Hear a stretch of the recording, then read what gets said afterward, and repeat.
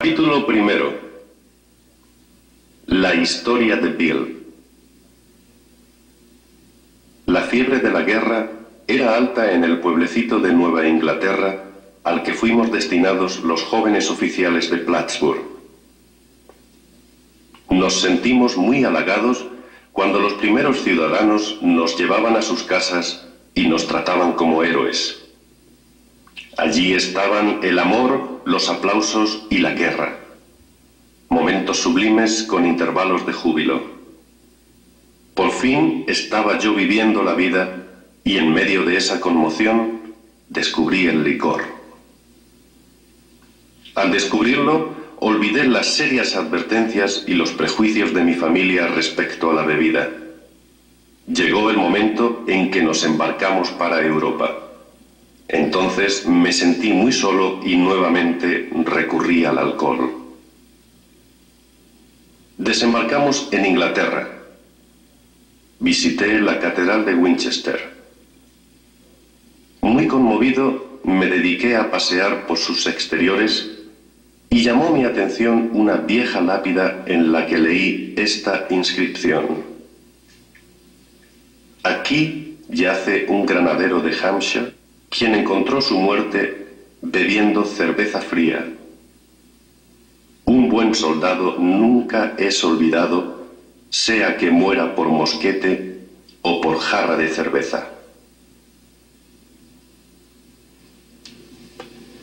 Amenazadora advertencia a la que no hice caso.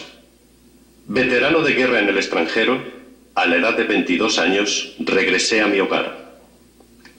Me imaginaba ser un líder, porque ¿no era cierto que los hombres de mi batería me habían dado una muestra de su especial estimación? Yo imaginaba que por mi talento para el liderazgo llegaría a estar al frente de importantes empresas que manejaría con sumo aplomo. Seguí un curso nocturno de leyes y obtuve un empleo como investigador en una compañía de seguros.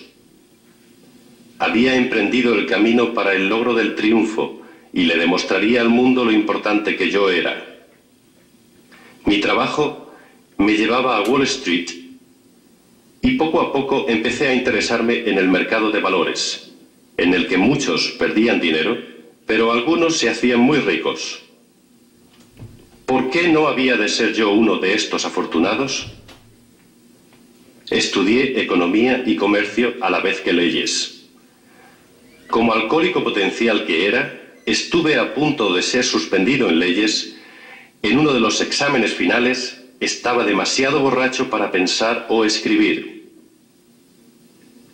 Aunque mi manera de beber todavía no era continua, preocupaba a mi esposa.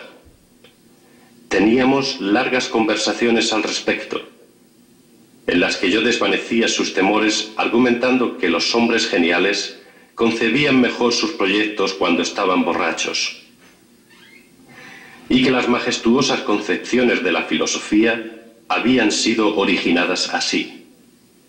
Cuando terminé el curso de leyes, comprendí que esa profesión no era para mí. El atrayente torbellino de Wall Street me tenía en sus garras.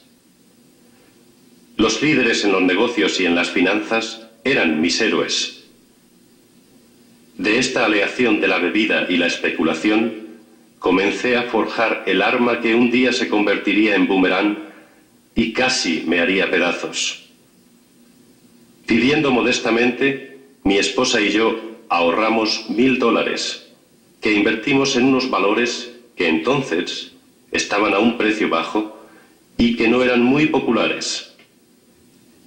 Acertadamente, pensé que algún día tendrían una considerable alza.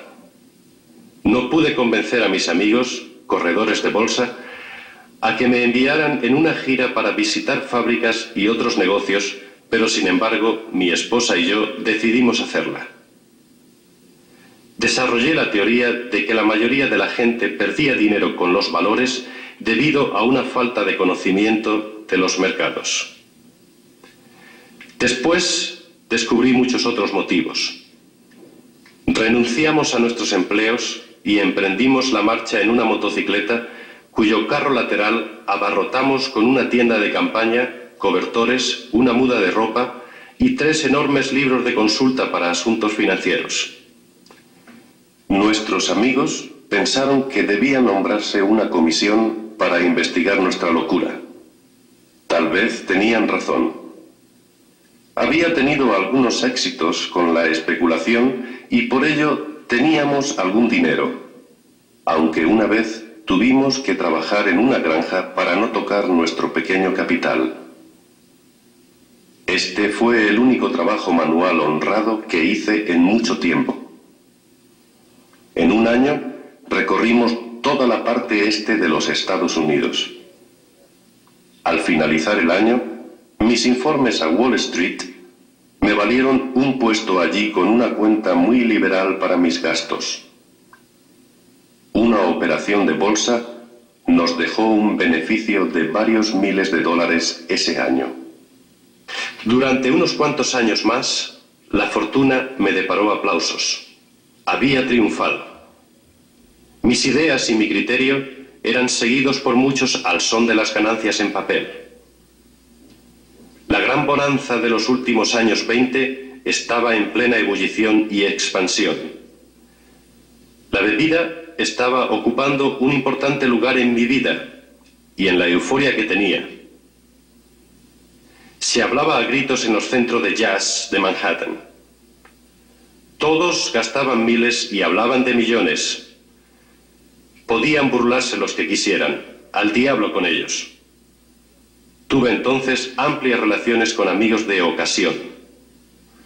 Mi manera de beber asumió proporciones más serias, pues bebía todos los días y casi todas las noches. Las advertencias de mis amigos terminaban en pleito y me convertí en un lobo solitario. Hubo muchas escenas desagradables en nuestro suntuoso apartamento. De hecho, no hubo infidelidad de mi parte, porque el serle fiel a mi esposa y el emborracharme evitaban totalmente que me enredara en esos líos. En 1929 contraje la fiebre del golf. Inmediatamente nos fuimos al campo. Mi esposa a aplaudirme y yo a superar a Walter Hagen. Pero el licor me ganó antes de que pudiera alcanzar a Walter. Empecé a estar tembloroso por las mañanas. El golf me permitía beber todos los días y todas las noches. Me causaba satisfacción pasear por el exclusivo campo de golf, que tanto admiraba de muchacho, luciendo la impecable tez tostada que suelen tener los caballeros acomodados. El banquero local observaba con divertido escepticismo el movimiento de cheques grandes. En octubre de 1929 se derrumbó repentinamente el mercado de valores de Nueva York. Después de uno de esos días infernales, me fui tambaleando del bar de un hotel a la oficina de un corredor de bolsa. Eran las 8, 5 horas después del cierre de esta. El indicador de cotizaciones todavía matraqueaba. Azorado, vi una pulgada de la cintilla con la inscripción XYZ32. En la mañana estaba a 52. Estaba arruinado y muchos de mis amigos también. Los periódicos daban las noticias de individuos que saltaban de las distintas torres de Wall Street. Eso me repugnó. Yo no saltaría. Regresé al bar. Mis amigos habían perdido varios millones. ¿De qué me preocupaba yo? Mañana sería otro día. Mientras bebía, la antigua y fiera determinación de triunfar se apoderó de mí nuevamente. A la mañana siguiente, telefoneé a un amigo de Montreal. Le quedaba bastante dinero y creía que era mejor que yo fuera al Canadá. Por la primavera estábamos viviendo en la forma a que nos habíamos acostumbrado. Me sentía como Napoleón regresando de Elba. Para mí no habría Santa Elena. Pero la bebida Me ganó la partida otra vez y mi generoso amigo tuvo que dejarme marchar. Esta vez estábamos arruinados. Nos fuimos a vivir con los padres de mi esposa. Encontré trabajo y lo perdí luego por causa de un lío con un chofer de taxi. Gracias a Dios, nadie sospecharía que no iba a tener un empleo real en 5 años, ni estar sobrio casi un solo momento. Mi esposa empezó a trabajar en una tienda, llegando agotada a casa para encontrarme borracho. En los círculos de la bolsa se llegó a considerarme como un allegado indeseable. El licor dejó de ser un lujo, se convirtió en una necesidad. Mi dosis cotidiana era de 2 o 3 botellas de ginebra de fabricación casera. En ocasiones, alguna pequeña operación me dejaba unos cuantos dólares con los que pagaban mis deudas en barras y tiendas de licores.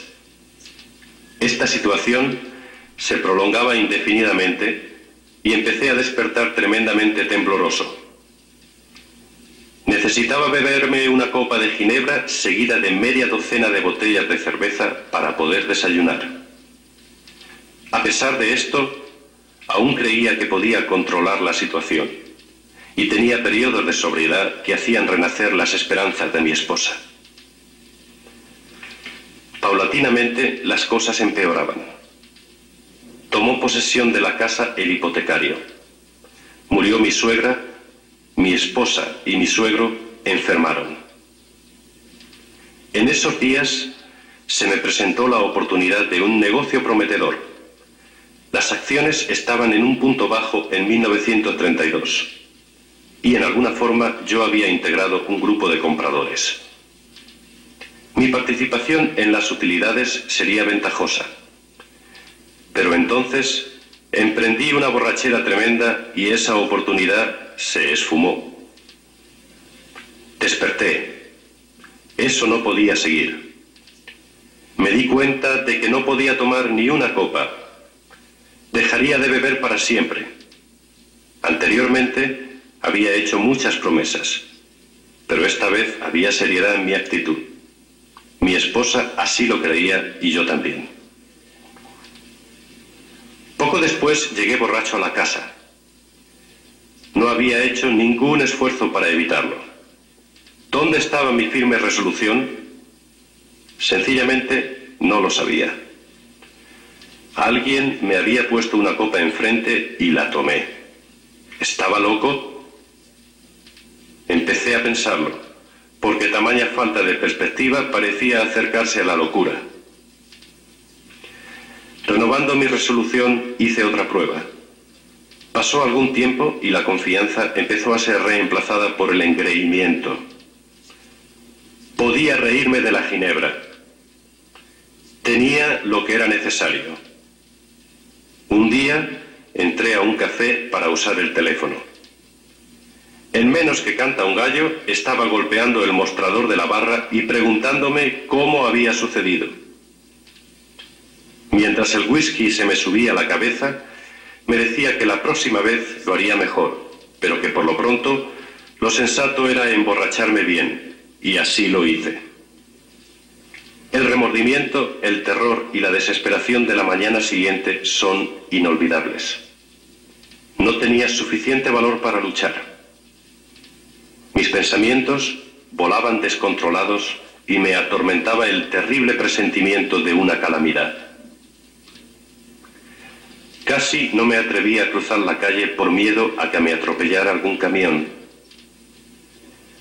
Apenas comenzó a amanecer, entré a un lugar que permanecía abierto día y noche y ahí me sirvieron una docena de vasos de cerveza, que calmó mis atormentados nervios. En un periódico leí que el mercado de valores se había derrumbado de nuevo. Bueno, pues yo también. El mercado podía recuperarse, pero yo no. Resultaba duro pensarlo. ¿Debía suicidarme? No, ahora no. Entonces me envolvió una densa niebla mental. Con ginebra se arreglaría todo. Por lo pronto, 2 botellas y a olvidar. La mente y el cuerpo son mecanismos maravillosos, ya que los míos soportaron esta agonía más de 2 años. Cuando el terror y la locura se apoderaban de mí por la mañana, había veces que robaba a mi esposa el poco dinero que tenía en su bolso. Otras veces me asomaba a la ventana y sentía vértigo, o me paraba vacilante frente al botiquín del baño, en el que sabía que había veneno, y me decía que yo era un débil. Mi mujer y yo íbamos de la ciudad al campo y del campo a la ciudad, tratando de escapar. Luego hubo una noche infernal en que creí que iba a saltar por la ventana. Como pude, llevé el colchón al piso de abajo para no saltar al vacío. Fue a verme un médico y me recetó un fuerte sedante. Al día siguiente estaba tomando el sedante y la ginebra. Esta combinación pronto me causó un descalabro. Temían que enloqueciera. Yo también. Comía poco o nada, porque no podía hacerlo, y mi peso llegó a ser 40 libras, menos del normal. Mi cuñado es médico, y gracias a él y a mi madre, se me internó en un hospital para la rehabilitación física y mental de alcohólicos, conocido nacionalmente. Bajo el tratamiento de belladona se aclaró mi cerebro. La hidroterapia y los ejercicios ligeros ayudaron mucho. Lo mejor de todo fue que conocí a un médico que me explicó mi caso diciéndome que aunque yo había actuado egoístamente, también era cierto que estaba gravemente enfermo física y mentalmente.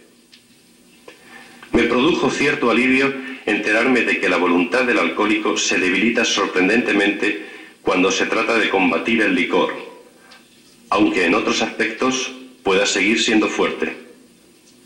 Estaba explicado mi proceder ante un deseo vehemente de dejar de beber. Comprendiéndome ahora, me sentí alentado por nuevas esperanzas. Durante 3 meses, las cosas marcharon bien. Iba a la ciudad con regularidad y hasta ganaba algún dinerito. Seguramente en esto estaba la solución: conocerse a sí mismo. Pero no lo estaba, porque llegó el día temible en que volví a beber. La trayectoria de mi decaimiento físico y moral descendió como la curva que describe el esquiador en un salto de altura. Después de algún tiempo regresé al hospital. Me parecía que aquello era el fin, la caída del telón. Mi esposa, fatigada y desesperada, recibió el informe de que en un año todo acabaría con una falla del corazón, delirium tremens o tal vez un reblandecimiento cerebral. Pronto tendrían que llevarme a un manicomio o a una funeraria. No tenían que decírmelo. Lo sabía y casi acogía con regocijo la idea. Fue un golpe devastador para mi orgullo. Yo, que tenía un concepto tan bueno de mí mismo, de mis aptitudes, de mi capacidad para vencer obstáculos, estaba por fin acorralado. Ahora me sumiría en la oscuridad, uniéndome al interminable desfile de borrachines que me precedían. A pesar de todo, habíamos sido muy felices, mi esposa y yo. ¿Qué no hubiera dado yo para reparar los daños? Pero eso ya había pasado. No hay palabras para describir la soledad y desesperación que encontré en ese cenagal de autoconmiseración. Sus arenas movedizas se extendían por todos lados. No pude más. Estaba hundido. El alcohol era mi amo. Tembloroso, salí del hospital totalmente doblegado. El temor me sostuvo sin beber por algún tiempo. Pero volvió la locura insidiosa de la primera copa y el día del armisticio de 1934 volvía a empezar. Todos se resignaron a la certeza de que se me tendría que encerrar en algún sitio o que dando tumbos llegaría a mi fin miserable. Qué oscuro parecía todo antes de amanecer.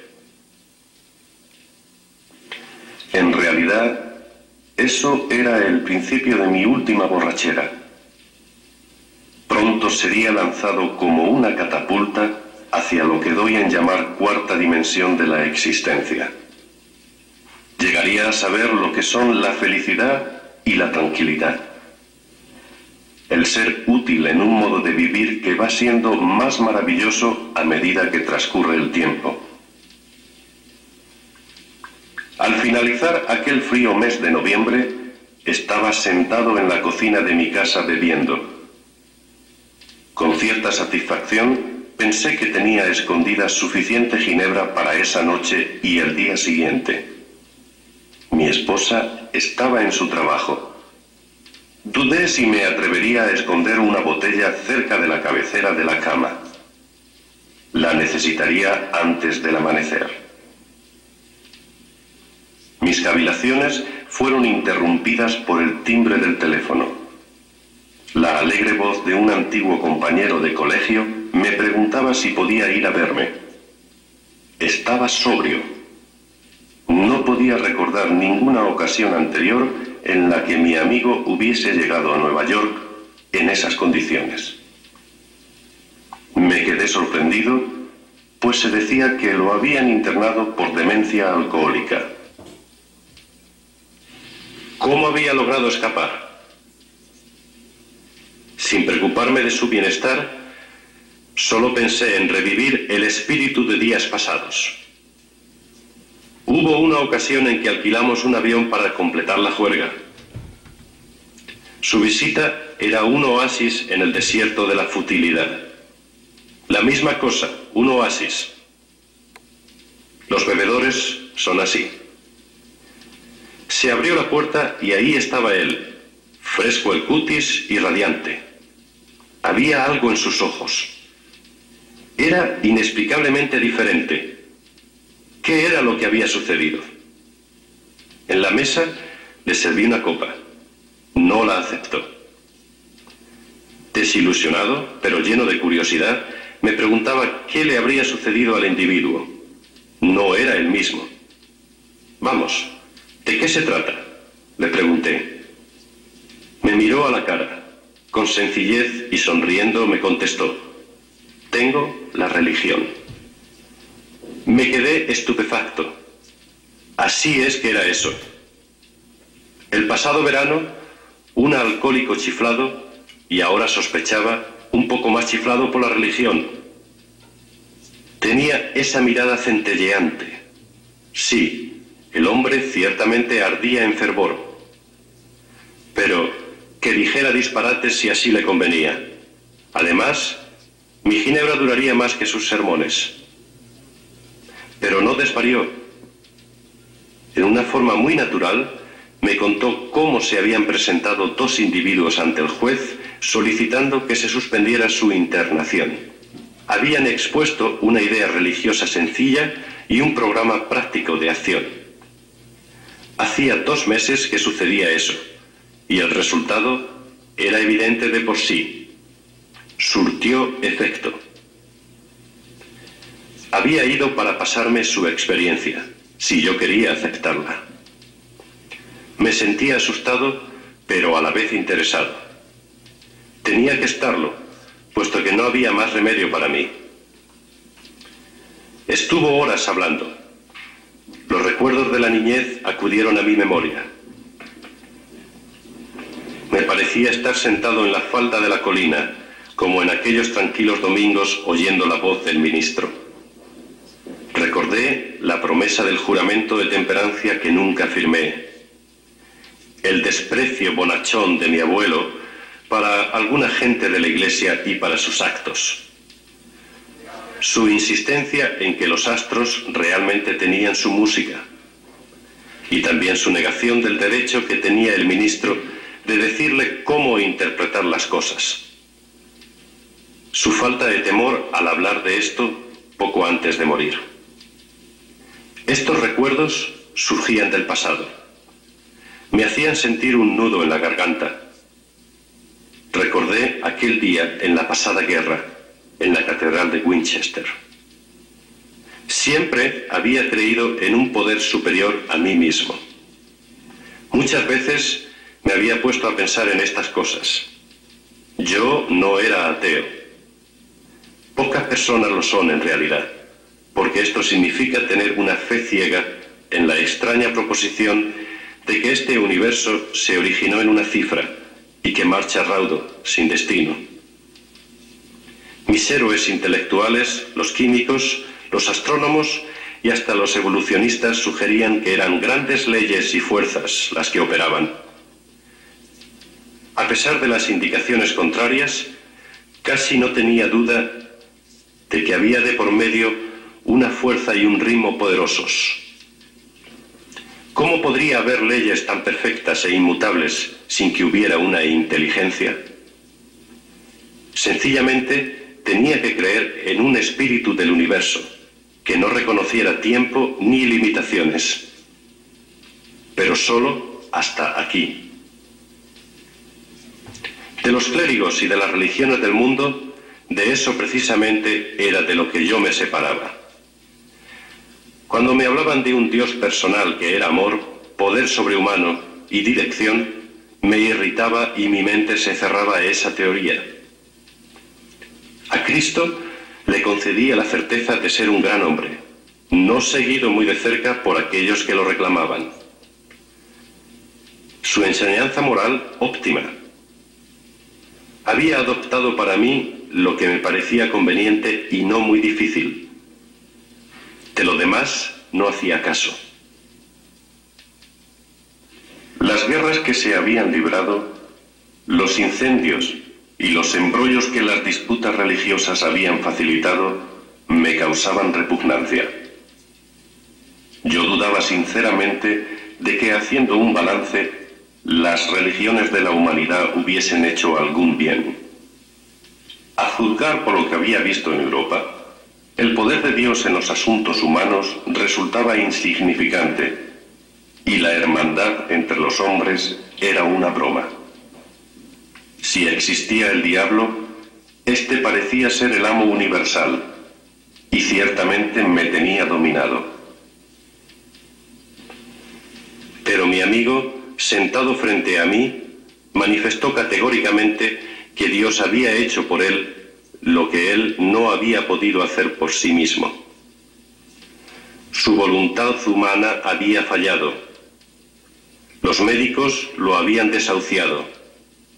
La sociedad estaba lista para encerrarlo. Como yo, había admitido una completa derrota.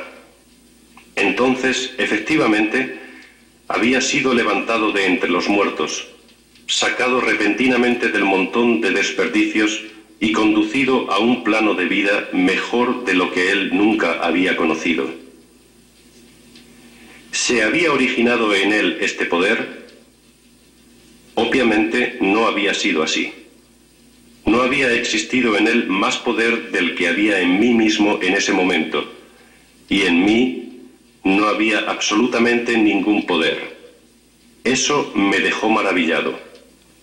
Empezó a parecerme que después de todo la gente religiosa tenía razón. Aquí estaba trabajando en un corazón humano algo que había hecho lo imposible. En esos mismos momentos revisé drásticamente mis ideas sobre los milagros. No importaba el triste pasado. Aquí estaba un milagro, sentado a la mesa frente a mí.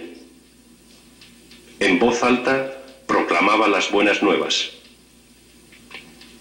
Me di cuenta de que mi amigo había experimentado algo más que una simple reorganización interior. Estaba sobre una base diferente. Sus raíces habían agarrado una nueva tierra. A pesar del ejemplo viviente de mi amigo, todavía quedaba en mí los vestigios de mi viejo prejuicio. La palabra Dios todavía despertaba en mí cierta antipatía. Y este sentimiento se intensificaba cuando hablaba de que podía haber un Dios y que para mí fuese personal. Esta idea no me agradaba.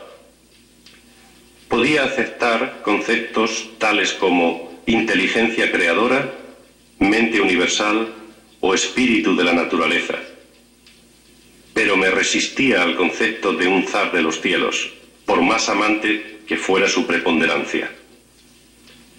Desde entonces he hablado con decenas de personas que pensaban lo mismo. Mi amigo sugirió lo que entonces parecía una idea original. Me dijo: ¿por qué no escoges tu propio concepto de Dios? Esto me llegó muy hondo. Derritió la montaña de hielo intelectual a cuya sombra había vivido y tiritado durante años. Por fin me daba la luz del sol.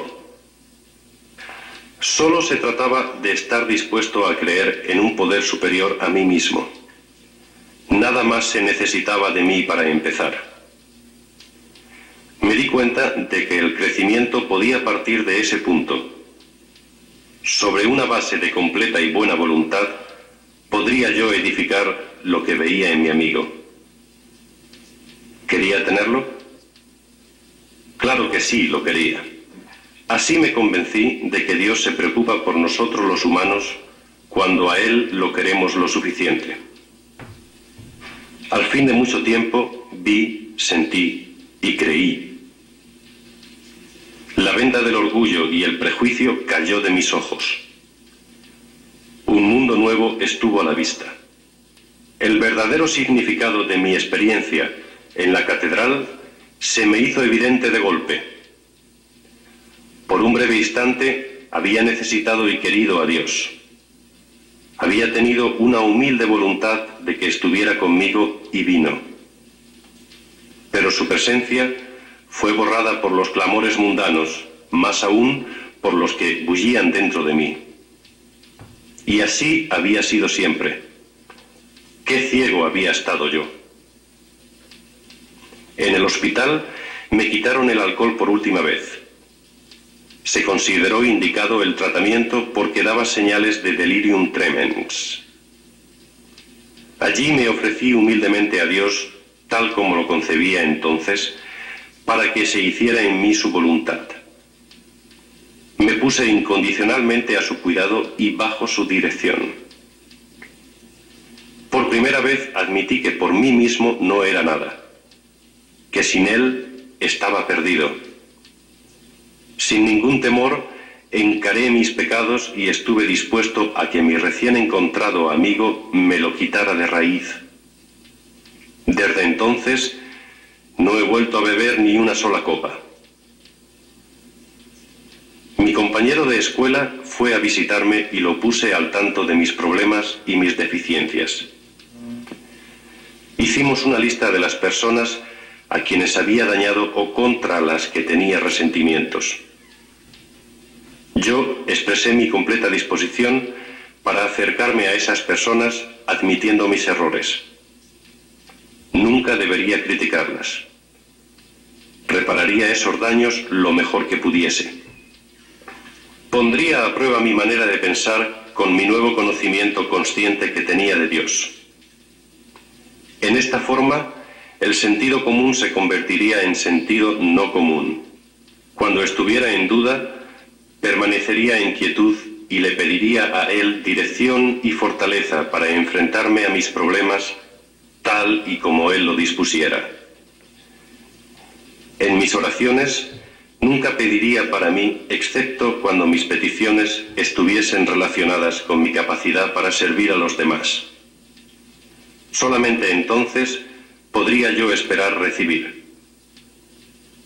Pero eso sería en gran escala. Mi amigo prometió que cuando hiciera todo esto, entraría en una nueva relación con mi Creador, que tendría los elementos de una manera de vivir que era la respuesta a todos mis problemas. La creencia en el poder de Dios, más la suficiente buena voluntad, honradez y humildad para establecer y mantener el nuevo orden de cosas, eran los requisitos esenciales. Sencillo, pero no fácil. Tenía que pagarse un precio. Significaba la destrucción del egocentrismo. En todas las cosas debía acudir al Padre de la Luz que preside sobre todos nosotros. Estas eran proposiciones revolucionarias y drásticas, pero en el momento en que las acepté, el efecto fue electrificante. Había un sentido de victoria seguido por una paz y seguridad como nunca había conocido. Había una confianza total. Sentí que me levantaban, tal como si respirara plenitud en el aire puro de la cumbre de una montaña. Generalmente, Dios llega a la mayoría de los hombres gradualmente, pero el impacto en mí fue cabalmente súbito y profundo. Momentáneamente me alarmé y llamé a mi amigo el doctor para preguntarle si yo todavía estaba cuerdo. Escuchó sorprendido mientras yo hablaba. Finalmente movió la cabeza diciendo: «Le ha sucedido a usted algo que no comprendo, pero es mejor que se aferre a ello. Cualquier cosa es mejor que lo que tenía usted». Ese buen doctor ve ahora muchos hombres que han tenido tales experiencias. Sabe que son reales. Mientras estuve en el hospital, me vino la idea de que había miles de alcohólicos desahuciados que estarían felices teniendo lo que tan gratuitamente se me había dado. Tal vez podría ayudar a algunos de ellos. Ellos, a su vez, podrían tratar de trabajar con otros. Mi amigo había hecho hincapié en la absoluta necesidad de demostrar estos principios en todos los actos de mi vida. Era particularmente imperioso trabajar con otros, tal como él lo había hecho conmigo. La fe sin obras es fe muerta, me dijo. Y cuán cierto es, tratándose de alcohólicos. Porque si un alcohólico falla en perfeccionar y engrandecer su vida espiritual a través del trabajo y del sacrificio por otros, no podrá sobrellevar ciertas pruebas y decaimientos que vendrán más adelante.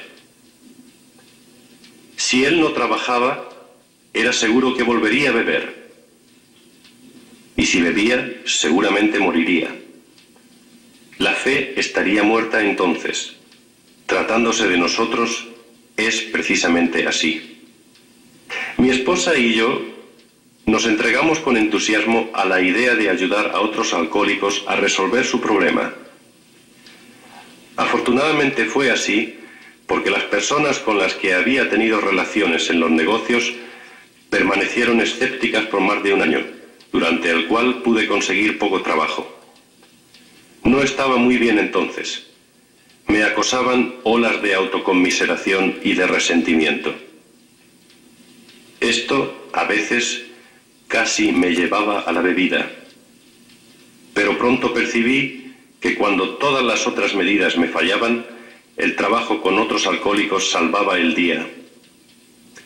Estando desesperado, he ido muchas veces a mi viejo hospital. Al hablar con alguien de allí, me sentía asombrosamente reanimado, parado sobre mis propios pies. Es un designio para vivir que obra cuando las cosas se ponen duras. Empezamos a hacer muchos amigos y entre nosotros ha crecido una agrupación de la cual el ser parte es algo maravilloso. Sentimos la alegría de vivir aún bajo tensiones y dificultades.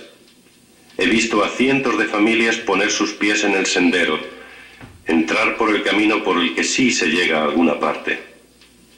He visto componerse las situaciones domésticas más imposibles, peleas y amarguras de todas clases eliminadas.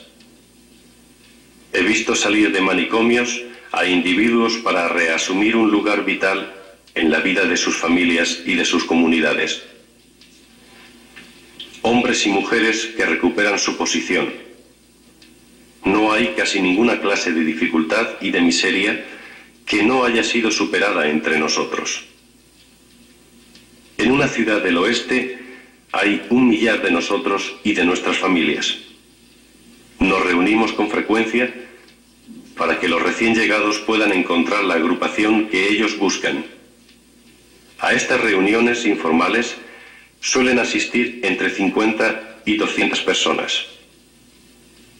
Estamos creciendo en número así como en fortaleza. Aquí aparece una nota. Dice: actualmente, en 1988, existen más de 76.000 grupos de AA. Un alcohólico en sus copas es un ser despreciable. Nuestra lucha con ellos puede ser fatigosa, cómica o trágica.